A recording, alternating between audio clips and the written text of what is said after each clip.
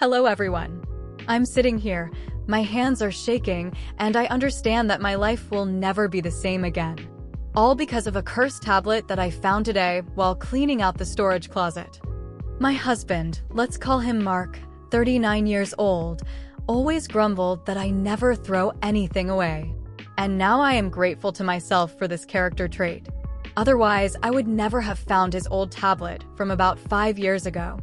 He had switched to a new one back then, and this one, according to him, had just died and wouldn't turn on. I got curious. I found the charger, plugged it in, and it came to life. The battery was dead, but it started up. I smiled, getting ready to browse through our old shared photos. Our trips, holidays, how happy we were. Or was it just me who thought that? The first strangeness was not the photos. The first strangeness was his PIN code. I entered our anniversary date, error. I entered his birthday, error. I entered his mother's birthday, error. Just in case, I entered the birthday of our dog, whom we got after the tablet had died and the screen unlocked. A chill ran down my spine. It was weird. I opened the photo gallery. There were almost no our shared photos. Instead, there were screenshots of conversations. With her, the mistress. Let's call her Alice, 27 years old. Words can't describe the potent blend of terror, disgust, and ice-cold fear that gripped me. It had been years. Years of lies. The correspondence was full of a tenderness that he seemed to have forgotten how to show me.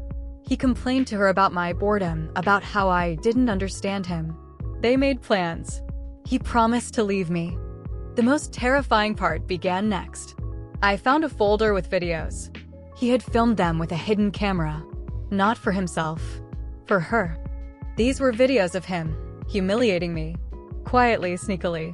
In one, he turns to the camera and makes a grotesque face while I'm in the middle of telling him about a problem I'm having at work. Here he is filming me sleeping, with disheveled hair and no makeup, and captions the video, "My beauty," and sends it to her. They're both laughing at how naive I was, at how much I trusted him. And here is the most vile. He is filming me crying after the death of my father. I was in complete despair, and at that time he was putting the camera on a shelf to capture my grief and show her how weak and unbearable I am. I sat on the floor next to the closet sobbing. And then the rage hit. Pure, cold, all-consuming rage. But that was only half the story. Their messages included her too, Alice, young and naive, who believed every word he said. He told her I was a tyrant who refused to give him a divorce, blackmailed him financially, and was psychologically unstable. He imagined himself as a knight bound by the chains of an unhappy marriage, and her as his savior. And I realized he didn't just break me. He deceived both of us. I didn't break anything. I didn't scream. I simply sat down and wrote to her. To Alice. My first words, "Hi, I'm Mark's wife. I think you should take a look at this." Right after that, I sent her a video recorded just over a week ago.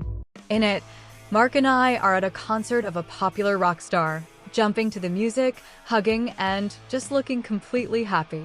Who would have thought it was all a lie? The reply came 2 hours later. She called me. We talked for almost 3 hours. She was sobbing. I remained calm, an icy calm of revenge. She told me how he had manipulated her, how he swore he'd be free soon. To him, she was just a toy, young and foolish. And then Mark came home. From work.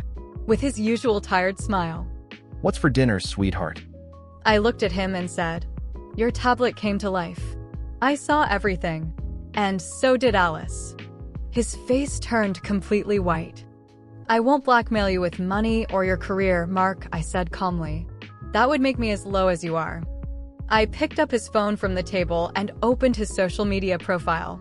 "You're going to write a post right now," I said. "In detail, with no self-pity, tell everything.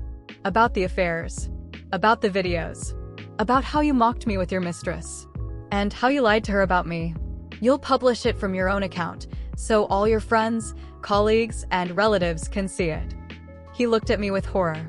"But it will embarrass me." "Exactly, you don't deserve a quiet exit. You deserve the truth. Or would you prefer I send all of this to your mother? Or perhaps to your boss? Your choice.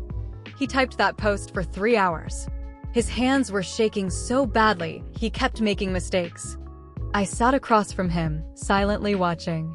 Occasionally, he'd look up at me pleading, eyes full of terror. I would simply point to the phone without saying a word. When he pressed publish, tears streamed down his face, not from remorse, I knew, but from fear of what would come next. And now get out of my house. He tried to say something, but I had already turned my back to him and began dialing Alice's number. We had a long conversation ahead of us. Maybe we'd even become friends. After all, what united us wasn't just one man's betrayal, but our shared liberation from his lies. I was looking out the window, how he gets into a taxi with one small suitcase, and realized, sometimes true revenge isn't about money or silence. It's about standing face to face with everyone and knowing the truth is on your side. Subscribe, like, and write comments.